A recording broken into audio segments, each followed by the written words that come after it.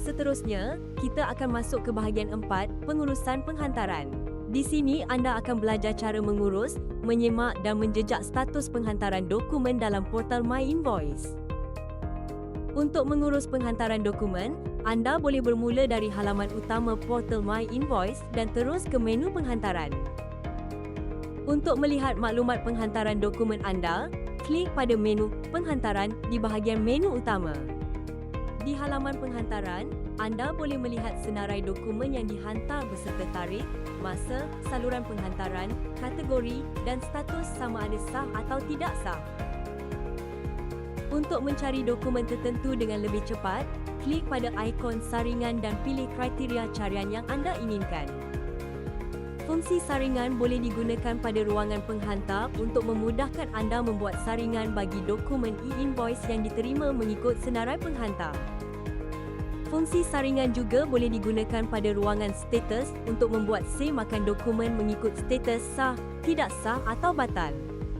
Jika anda ingin membuang semua saringan yang telah digunakan, klik pada butang padam saringan untuk kembali melihat keseluruhan senarai dokumen.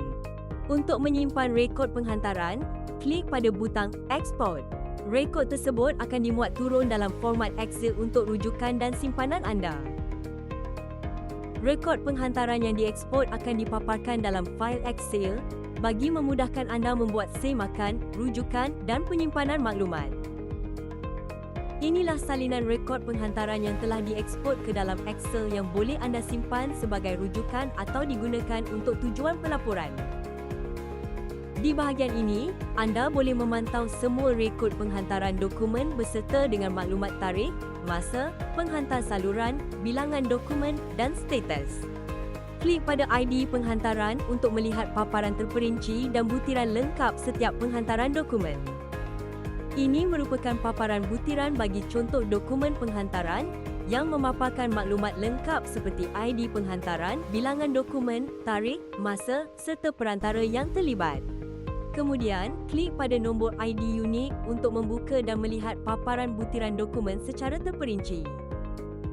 Dan ini pula merupakan paparan butiran penuh dokumen e-invoice yang dipilih, termasuk maklumat pembekal, pembeli serta data invoice yang lengkap.